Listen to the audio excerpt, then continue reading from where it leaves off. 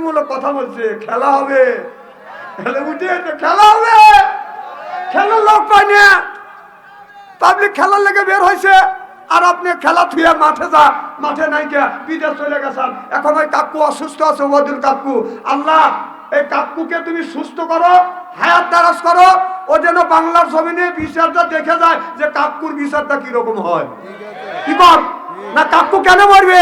আল্লাহ কাকু তুমি মারো না, কাকু হায়াত দাও, ও দেখুক বাংলার বিচার দেখুক, মানুষকে যতটুকু কষ্ট দিছে এতটুকু কষ্ট একটু করুক। বহু মানুষ জেল খাটাচ্ছে, উনি জেল না খাটলি তো এনার এটা শুদ্ধ হবে না, কথা কর। এই জন্য আল্লাহর কাছে দোয়া করি, আল্লাহ ওবায়দুল কাকুর জানাজায় কয় হাজার লোক হবে না হবে তা আমি জানি না, কি পান ওটা আমার দেখার নাই। আমার কথা হলো যে ওর জানাজা হবে পরে, আগে হবে ওর বিচার, কি পান। এই জন্য বলতেছে আল্লাহ বিচারের আগ পর্যন্ত ওকে হায়াত দারাজ করো, হায়াত দাও, আমিন কর। আর এই যে আমাদের জননেত্রী খালেদা জিয়া, দেশনেত্রী খালেদা জিয়া, আপনার সে বাতিলের সাথে আপোষ করে নাই।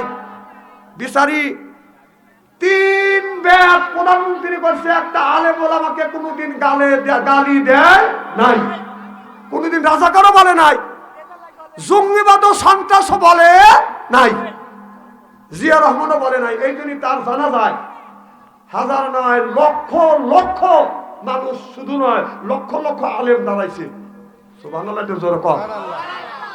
লক্ষ লক্ষ আলেম তার জানাজায় শরীক হয়েছে, সে ভালো না হলে তার জানাজায় যাইতো। খাপ মাওলানা মিজানুর রহমান আজহারি, মামুনুল হক, তাদের মতো বিজ্ঞ বিজ্ঞ আলেম নিজের মনে হয় মার লাশ কাঁধে করে নিয়ে যাচ্ছে। আমার কথা বলছেন না? আল্লাহ জননেত্রী আমাদের, যিনি আমাদের মা, দীর্ঘদিন দেশ পরিচালনা করছে, 80 বছর বয়স, মুরব্বী, হারে কষ্ট দিছে বেচারিকে, আহা আহা কত কষ্ট দিল, তারপরে দেশ ত্যাগ করে নাই। তিনি বলছিলেন আমি কোথায় যাবো, এখনো তার ভাষণ শোনা যায়, আমি কোথায় যাব, আমার বিদেশে যাওয়ার রাস্তা নাই, বাংলাদেশ জনগণ হলো আমার সন্তানের মতো, আমার মৃত্যু যদি হয় বাংলাদেশে মৃত্যু হবে, যদি থাকি বাংলাদেশে থাকবো, মরে বাংলাদেশে মরবো, মাটি হলো বাংলার জমিনেই মাটি হবে, তার মাটি বাংলার জমিনেই হয়েছে। সাবেক প্রধানমন্ত্রী শেখ হাসিনার মৃত্যু কোথায় হবে আর মাটি কোথায় হবে আমি জানি না, আল্লাহ ভালো জানে। না না, তার মাটি যদি বাংলাদেশে নসিব না থাকে বিদেশে হবে। মানুষ যে জায়গা থেকে তৈরি হয়েছে সেই জায়গায় তার মাটি হবে, কি ভাই তাই আছে না? মাটি আমাকে কোন জায়গাকার মাটি দিয়ে তৈরি করছে সেই জায়গায় আমার যাইতে হবে, মৌত ওই জায়গায় যে হবে। তার মাটি যদি ভারতের মাটি দিয়ে তৈরি করে থাকে, কারণ ভারতের প্রতি টান আছে তো, এই যদি হইতেও পারে। তারপরে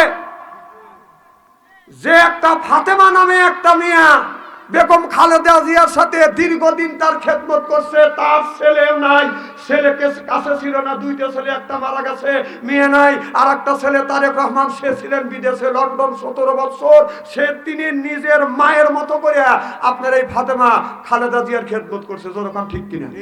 এদিন আল্লাহ বলেছে আমি আল্লাহ, আমাকে যদি পেতে চাও, আমার জান্নাত যদি পেতে চাও, তোমরা মানুষের সেবা করো, মানুষের খেদমত করো। এই হাদিস হিসেবে, আল্লাহর কথা হিসেবে, রাসূলের হাদিস হিসেবে পাওয়া যায়। সে যখন খেদমত করছে, খেদমতের দ্বারা যদি জান্নাত হয়, এগুলি জান্নাতি মহিলা হইতে পারে, কারণ যেহেতু জান্নাতে যাওয়ার কাজ করছে। জান্নাতে যাওয়ার কাজ না করলে কি কেউ জান্নাতে যাবে? মানুষ ভাবছিল যে ফাতেমা খালেদা জিয়া মারা গেছে, ফাতেমাকে দূরে ফেলে দিবে, তারেক রহমান এসে তাকে বোনের স্বীকৃতি দিছে, মারহাবা একটু জোরে বলেন।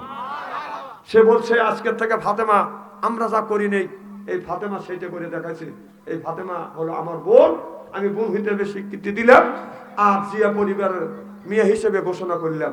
তারেক রহমানের মেয়ে আর তারেক রহমানের বাস্তি, তারা বলেছে আমার দাদি মারা গেছে, আমরা একটা ফুফু পাইছি। আল্লাহ, যে ফাতেমা নিজের বিনে দোষে সেও জেল খাচ্ছে, কথা বল না, কথা বল না খেয়া, তাহলে এত ত্যাগ স্বীকার করতে পারে, তাহলে জান্নাতের রাস্তা, এইটাই তো জান্নাতের রাস্তা। হয়তো আল্লাহ তাকে জান্নাত নসিব যেন করে, জোরে বলেন আমিন।